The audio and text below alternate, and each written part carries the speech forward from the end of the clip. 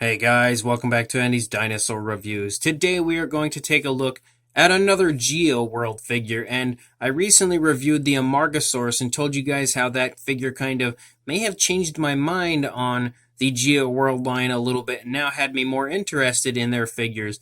And that at the same time I had picked up that Amargasaurus, I picked up a few other figures from Geoworld, and this is the other figure that I really drew a quick interest in. This is their Guanlong. And I was really intrigued once I pulled this out and saw how nice it actually looked. I was very, very impressed. There's also another figure that I got with the lot that was Geoworld. It was a Stegosaurus, but that one was, it was less than impressive. It's okay. I'll probably review that for you guys as well, just in case you want to see it. But the two intriguing figures for me were the Amargasaurus and this Guanlong, so you can see probably already that it looks quite nice overall, definitely much better than I expected previously from Geoworld, so now I may have just totally underrated that company and I might have to again start picking up more of their figures knowing how nice these ones are. So let's go ahead and get a closer look at this Guanlong right now. Now I want to say one unfortunate thing about this figure is that it seems like a lot of the time when people get Geoworld figures, they want their figures off of the bases, I guess so their kids can play with them or whatever. So I tend to get a lot of figures that don't have the base on it and does not have the base included anymore, and that is exactly what I've got with this Guanlong. So he has a very bad balancing problem. He doesn't stand too well, unfortunately, but again, it was very cheap, so I'm okay with having an incomplete version of the Guanlong as long as I have the Dinosaur. But looking up here at the head sculpt, you can see that the head sculpt actually sports some really nice detailing throughout.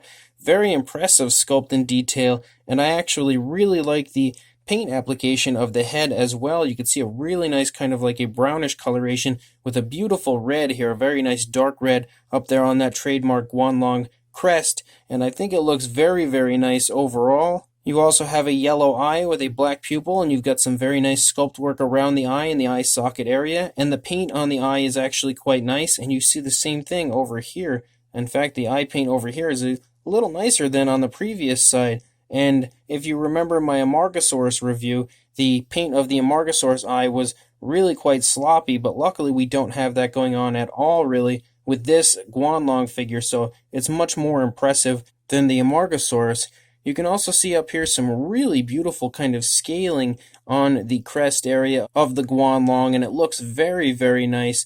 The detailing inside the mouth looks okay. You've got a tongue sticking out there. You can also see the skin flap there kind of inside the side of the mouth, painted with a purplish coloration, and the teeth as well appear to be sculpted fairly well. And the paint on the teeth is a little bit too thick, a little bit too sloppy in certain areas, but for the most part, aside from the thickness, I think the paint actually looks fairly well done and not too overly sloppy. Really just right here in the front of the lower jaw is the only real sloppy spot, but overall I don't think it's that bad. Once we start to move into the back of the head, you can see some really nice feather details start to appear, some beautiful kind of scruffy feathers up here on the top of the head, and some fine feathers as we start to run down the neck, and that feathering continues as we do move down the neck down here into the body. You can make out the shoulder blade there a little bit in the arm area, and then we move out the arm. Again, very nice fine feathers until you get out here. You have this beautiful double row of feathers right there that look very similar to flight feathers on our Guanlong.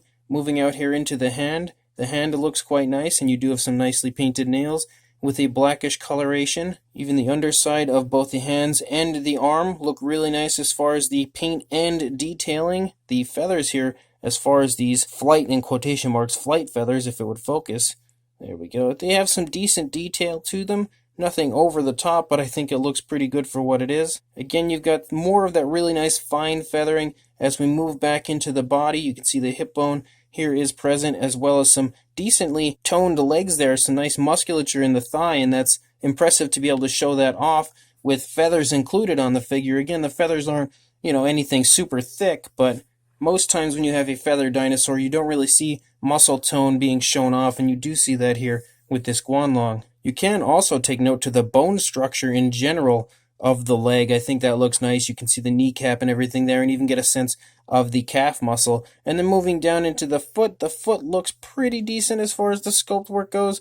Mine has like a little extra paint there that shouldn't be there. You also have some nicely painted nails with a black coloration down there. I would have preferred that when they transitioned to the foot from the leg here with the feathering there down into the foot, they would have made the foot like more of a color like you see here. Same deal with the hands with the brown. I think that would have made the figure look a lot nicer, but what is included still looks fairly decent. And then moving up here into the tail, again, you can see some nice detailing and some more very nice feather detail as we move out the length of the tail. The tail comes up and then curves down quite nicely. There's not too much going on as far as detailing other than the feathers, the entire length of the tail, but I think it looks quite nice. And then we have like these very nice light blue kind of stripes that start to litter the top of the tail, run about 4 stripes, and then disappear before the tail turns back to this like dark blackish type of a coloration that is the primary body color.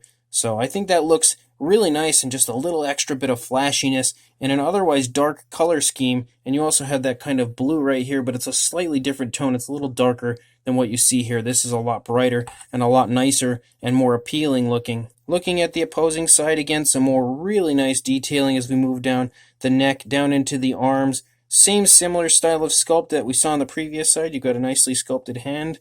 Same deal with the blue here on these feathers out here on the arms. And you have that very nice, very fine feathering all over the body. You can also take note to the spinal column of the Guanlong as we run out the length of the entire body. You also have some nice musculature once again, somewhat shining through here in the thigh and the hip bone present. As we move down into the foot looks good over here as well. So I am definitely quite impressed with the figure overall. Again, much more impressed than I was with the initial run of Geoworld figures that I had. You can see a little bit of color variation here with like a light blue on the underside running up into the throat as well. And the dew claws are actually present on the figure, so really quite nice, honestly. I am definitely impressed yet again by this Geoworld figure, just like I was with the Amargasaurus. Now, a size may not be quite as easy to get due to this kind of not being able to stand. He has to lean against the wall to stay in a standing position, so we're not going to try to touch him to get a measurement. We're going to just try to put this in front of him. So you're looking at around 8 inches or 20 centimeters for a length, and for a height, you are looking at about 4.5, maybe actually like 4 3/4 inches, or around 12 centimeters. And we knocked him over anyway. For a size comparison, due to our drunken Guanlong here, we have decided to start a conga line for him to stand, but hopefully you can see a pretty good idea here as far as the size of the Guanlong. It definitely has some decent size, especially for such a small species of dinosaur. It really does have some pretty good size to it, and you should hopefully be able to tell that right there next to the Colovosaurus, but also Mr. Paparex, who is a pretty large figure. You can see that the size isn't exactly even remotely the same, but that also does show you, I think, that the Guanlong does at least have some decent size to it. So this is definitely, yet again, another very cool Geoworld figure that I was just totally caught off guard by, because the initial Quadripteryx and the Dilophosaurus that I reviewed, I liked them. I thought they looked quite nice, especially the Quadripteryx was a lot nicer, even though it wasn't really in that great a shape, but it was a pretty decent looking figure. But then we also had a Baryonyx back then and a Triceratops, which those two were pretty darn ugly. So I kind of wrote them off like 50-50. They could have some decent sculpts, but really not enough that I wanted to pursue them, unless you guys had requested some, which I don't really think anybody really did. And if they did, I may not have seen it or recall. But then when I saw this lot online, I thought, well, why not? For a cheap price, I think I paid like $8 or $9 for a couple of their figures altogether. I thought, why not? I might as well give it a shot and see how they look in person. And I am actually really quite impressed this time around with the sculpts. The Amargasaurus I really did like, and this Guanlong I actually like more than the Amargasaurus.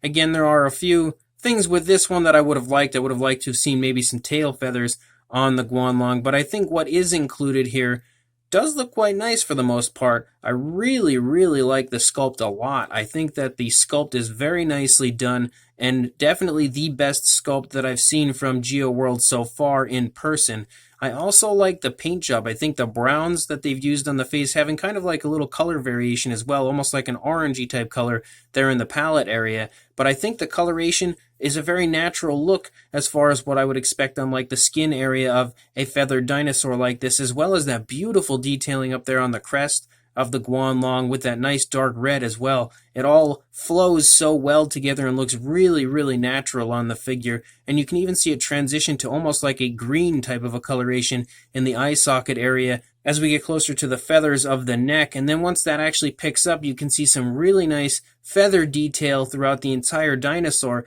as well as a nice dark coloration. It's like a dark black or almost even like a really dark blue. It's kind of hard to really decide what color it is in person. If you happen to pick this figure up, you'll see exactly what I'm talking about in person. In certain lights, it looks like it's black. In certain lights, it looks like it's blue.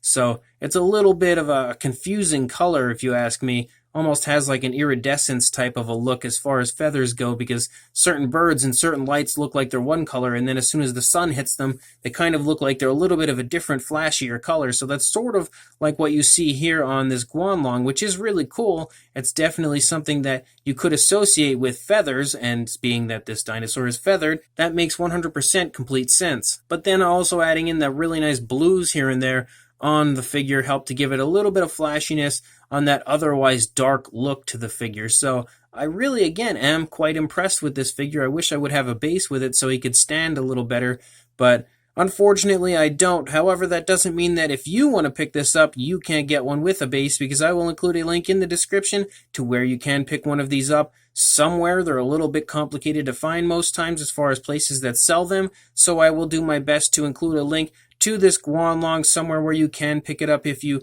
would like to do that. So make sure you check the description, and also make sure you like, comment, and subscribe, and I will see you in the next review. Thanks for watching.